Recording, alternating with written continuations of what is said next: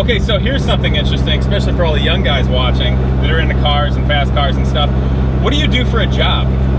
Ironically, I'm a police officer.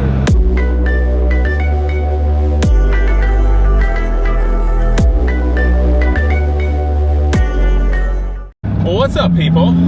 I thought I'd take you guys out on a pretty fall day today with my buddy Justin, who's thinking about getting a Viper in the future. And I know a lot of you guys wanted to know, what is it like to own and drive an old Viper?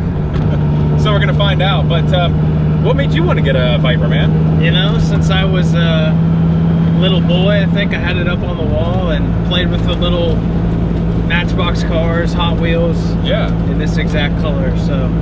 Oh, you can still buy this model at Bob Evans, I think. It's that iconic. Yeah, exactly. Exactly my point. So I don't know, it's just the ultimate American muscle car. Oh, for sure. And the blue with white stripes is perfect for that. It's the quintessential Viper, in my opinion. So you've been kind of a car guy or bike guy, quad guy? Yeah, since I was a little kid. My dad had a 65 GTO, called it the noisy car growing up. Had loud exhaust, obviously, straight pipes all the way back to the rear. Yeah. No power steering. No, very, there's no power steering. Wait, this does have power steering. Never mind. Very visceral, I guess you could say, just like this. Yeah, raw. So, I like it. I like not having traction control or ABS. I mean, it's not a car you want to just jump in and go fast if you're not used to it or whatnot, but if you get used to it, it rewards you for the experience. Exactly. You feel very connected to what you're doing. And what you can make the car do, ultimately. Definitely. All right, so we're around the country, so I'm going to hit a little bit. All right. Well, you and only just rode in this a little bit. What do you think so far? I don't want to keep using the same words, but super raw. Sounds good. Yeah. You know, not to tag a previous video about this car, but the Petrolicious exhaust sound is spot on. It definitely did it. It sounds amazing. It definitely did it. Okay, so here's something interesting, especially for all the young guys watching that are into cars and fast cars and stuff. What do you do for a job? Ironically, I'm a police officer. So I work for an agency in Central Ohio, a suburban agency in Central Ohio, and enjoy what I do, but that doesn't mean that I can't enjoy driving cars and enjoy the exhilaration and thrill and adrenaline rush that driving cars fast brings. Okay, so that's a whole subject that I hear a lot of and talk, and I don't think the general populace gets to know or relate to. What would you say to car guys out there that like this stuff about cops? Because I see cops as like, half of them are car guys already anyway and real people. Oh, I totally would echo your thoughts there. I think the majority of us enjoy cars and to a degree. Yeah. And, you know, we all get into this career field to help people, certainly, and that's ultimately what it's all about, is to help people, make people's lives better, hopefully positively touch someone's life in some way, shape, or form. But, you know, there's nothing wrong with driving fast, taking bad guys to jail, you know. Yeah. Being a little crazy every now and then within a controlled environment, you know what I mean? But making good decisions, enjoying life and making good decisions. When you rode with me, right? We got to run lights and sirens, and and you know, I have a dog in my back seat, so I can't exactly be super crazy, but you know, as long as you're driving with, we call it due regard for the public and the safety of others, then obviously whatever we're going to is going to dictate how we respond to that. So that's funny, now you get to do a ride along with me. I do, yeah. It's totally different. The only thing we have to look out for is state troopers, right? Yeah, the car's a little bit smaller. The troopers are always existent. You know, watch out for those guys. Okay, and so, they're all my friends, guys. Like, that's true. Don't get me wrong on that. We connected with the troopers that one day when we had to bring out the dog. Yeah. So what do you think of the car, man? It's just raw. I mean, it's very, this cockpit in here, I mean, my dad's got a Corvette, you know, we chatted about that earlier, but it's very interesting.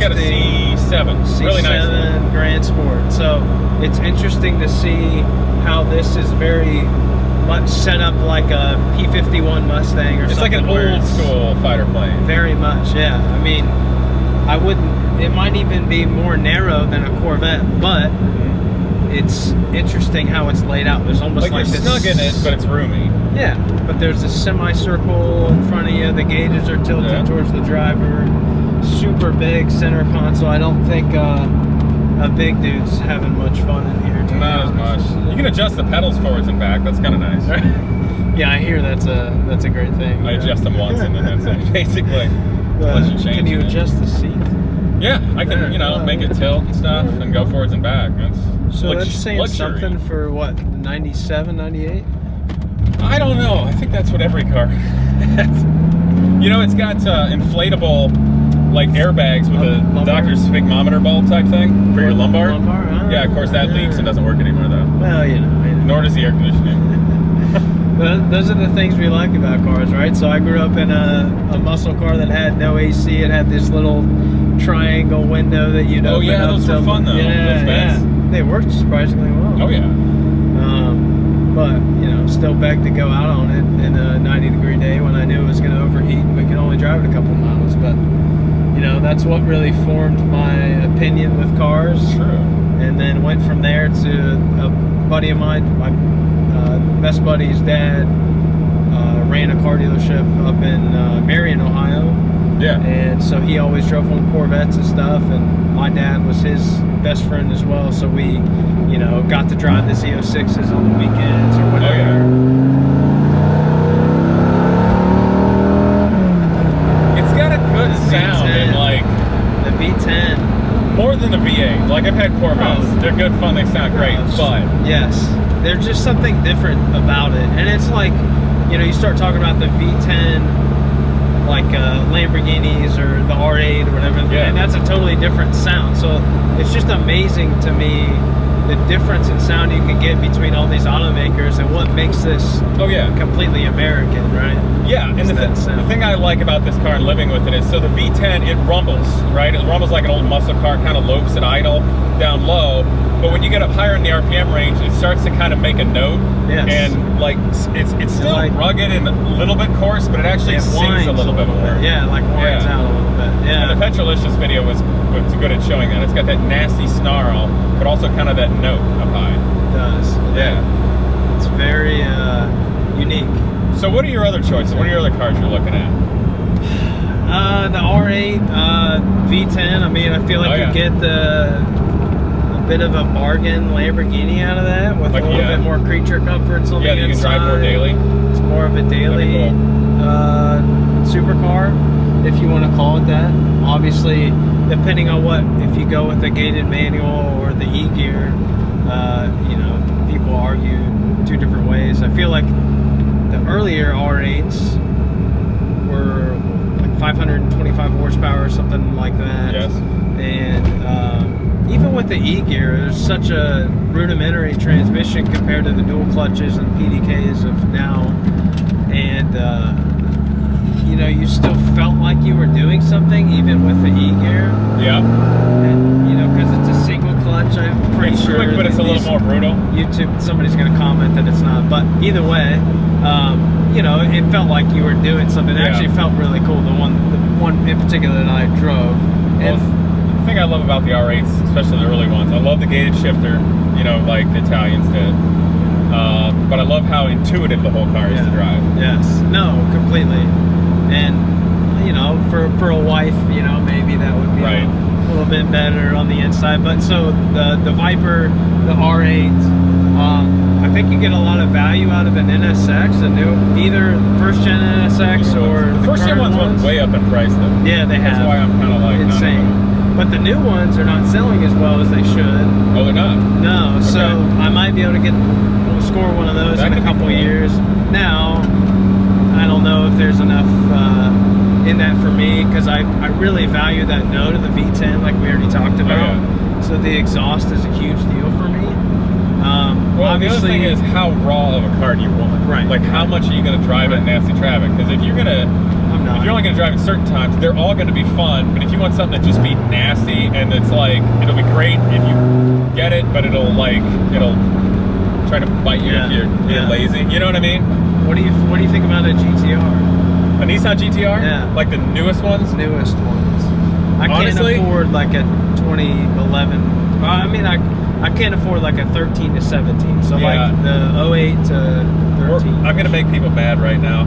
They're amazing cars. They're fast. They stick. You can do a bunch of stuff to them. But if you're not super into, ooh, it's Godzilla, you know, and like being super into the Japanese thing, it looks like a brick, and it's not as visceral. I want something to be pretty and interesting and an experience. Right. Because frankly, a GTR will beat this thing. But I have way more fun from this car than I do a GTR. I would agree with you. Not popular amongst, I got a group of car buddies that, you know, we're constantly arguing back and forth. They actually talked about starting a podcast about all things car and shooting and different things that we enjoy doing together. But we argue this a lot because they are very into the JDM culture and the R32, R34. And I dig that, and I've gotten into it more. Yeah, but I haven't drank the Kool-Aid. I'm with you because you brought up one thing in particular that always grinds my gears, so to speak, and that's like a dad thing to say. The styling of the GTR just doesn't do it for me. Yeah, I do like the 2+2 mentality though, because on a nice date night you take another couple in the back seat just to have some fun. But I'm not gonna buy a car for that reason ultimately. Right, it's for the once a year or twice a year you do that. Yes, it's for the feel. So GTR, the R8, obviously a Z06. I'd like to see what happens with a new gen C8 Vet, what they end up doing with this Z06. I checked them out. I like them where they start, and I think it's awesome to get a mid-engine car you can drive that much. So if you want a mid-engine car, and everybody's gonna talk about what the definition of a supercar is, but if you want a mid-engine super light car, I mean, bang for a buck is amazing. The steering wheel's garbage.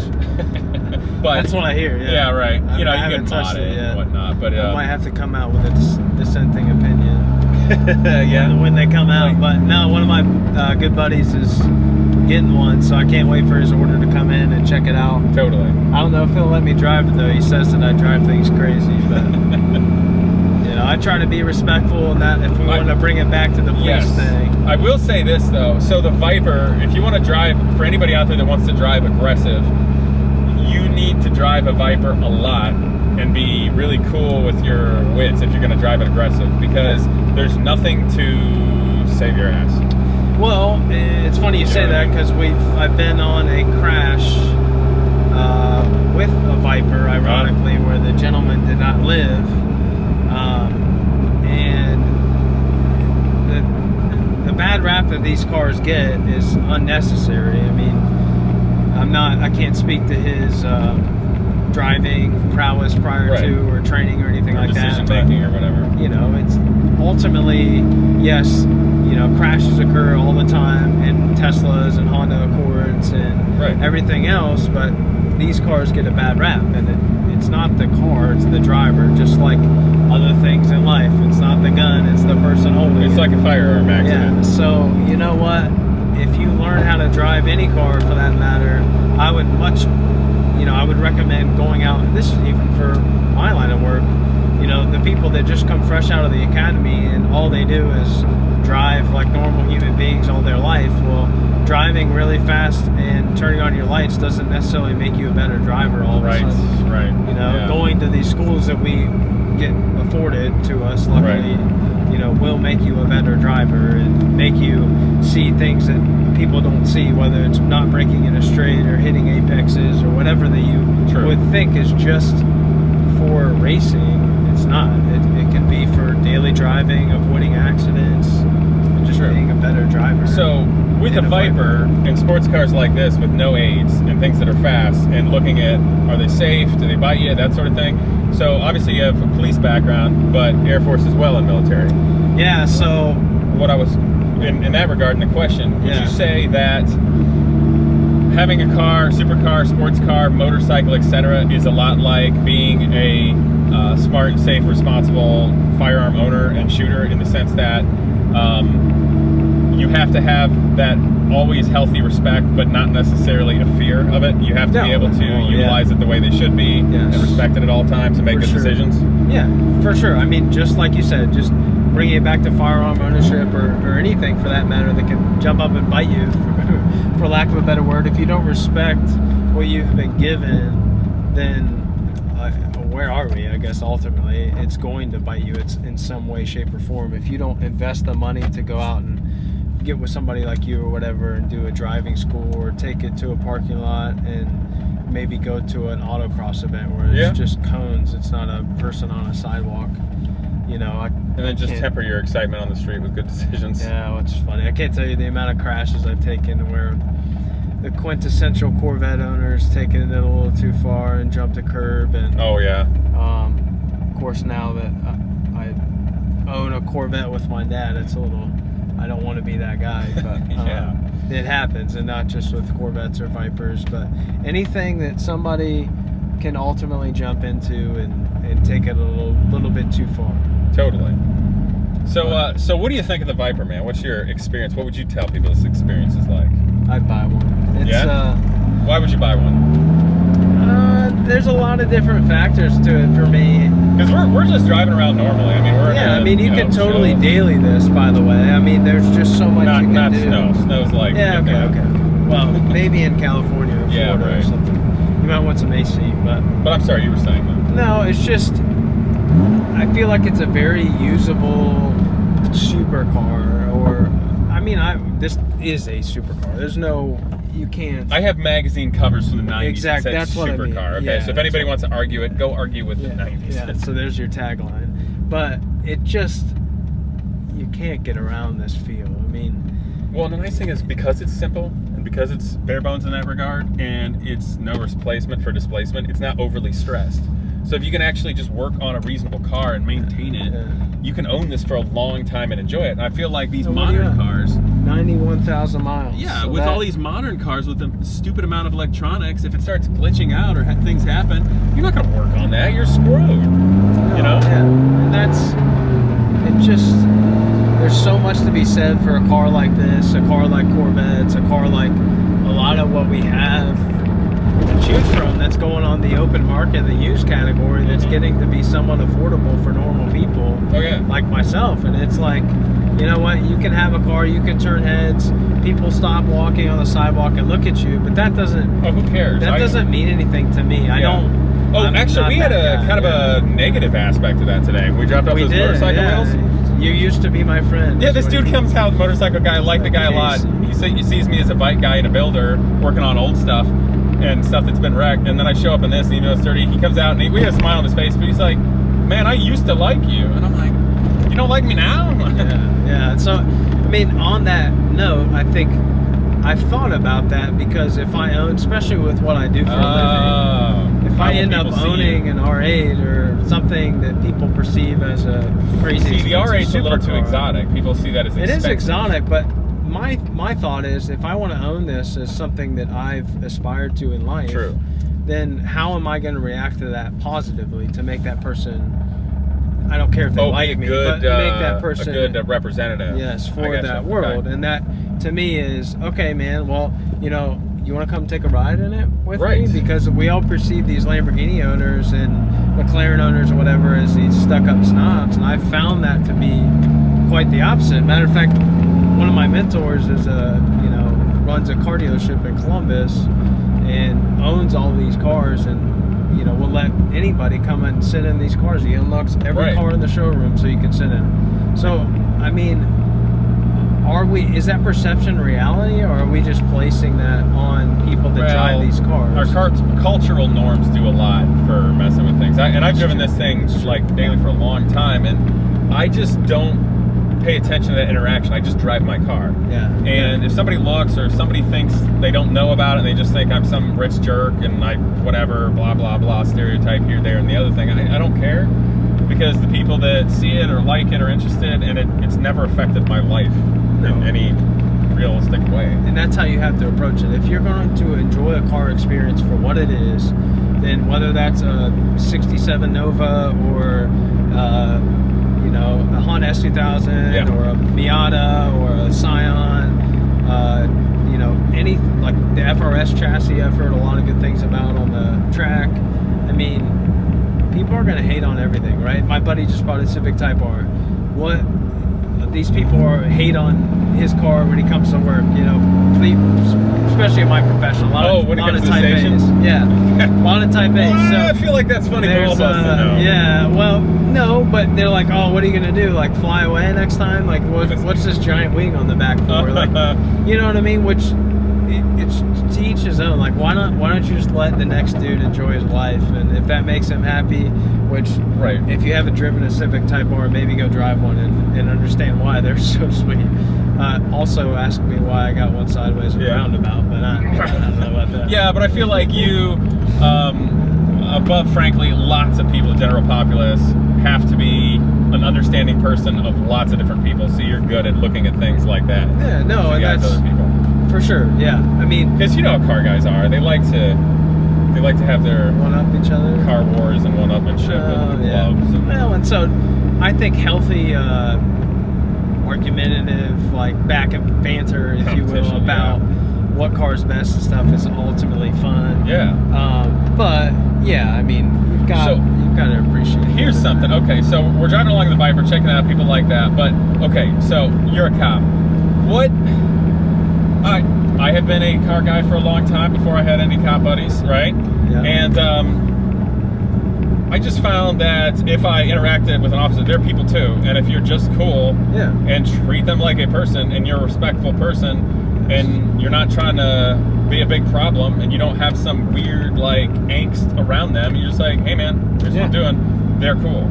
Totally get, and I would encourage any of you out there watching this, you know, the 5 of you that have tuned in at this point, to watch me talk, let alone Casey. Yeah, I do that a lot. You know, maybe, you know, go up to the next officer you see in a casual setting. My speedometer doesn't even read the speed we're going. It's so like, slow. Don't walk up on him in his police car, but maybe after you see him out and about, just go up and strike up conversation. We're normal people. As long as, if we're bringing it back to the car stuff, as long as you're not being completely reckless and ridiculous and cutting in and out of traffic and causing a hazard to other people, I'm not going to say you're going to get a warning, but we have discretion ultimately as police officers. And you know, if you're a respectable human being and not automatically condescending and why'd you pull me over and blah blah blah, you know, things are going to go bad for you. Ultimately, we're supposed to have our decision made up prior to even walking to the window, as if we're going to write a traffic citation or not, and we do. Right, but everybody's human, and there's always things going on. Yes, so just be respectful, be nice to the officer, treat him like a normal human being, and maybe you'll get, you know, hopefully somebody like me who's going to relate to you in a car sense, because there are a lot of us that are like that. And like I said, if you want, just... That's when I was driving the Batmobile. I have funny and cool cop stories. Oh, yeah. Right? Yeah. I mean, that's because that was my childhood. I mean, the Batmobile, are you kidding me? All right, I gotta hit it right here. Yeah. On that note, let's accelerate. All right, so I didn't do anything ridiculous. That was just reasonably chill, right? No, that was literally 50 miles an hour, and that was a 45-mile-an-hour zone. So. Okay, so if I ever made a little bit of noise, but nobody's around. Right? Nobody's gonna, maybe if there's a trooper like we talked about. I don't think they're over. Love you guys. Shout out to State Patrol. Well, I think that sums it up. I hope you guys had fun today. Appreciate you riding along, man. I hope you get thank you. A Viper sometime. Maybe we'll be tooling on a Viper together. We'll have a good time. In the meantime, you guys, enjoy your cars out there reasonably and responsibly. Find smart places to enjoy it if you're gonna do anything interesting, right? Just make good decisions, and I think it'll be cool. Cops are people too. That's all I got. You got anything else? Like, subscribe, hit the notification bell. Yeah, comment. See you guys next time. Thanks, buddy.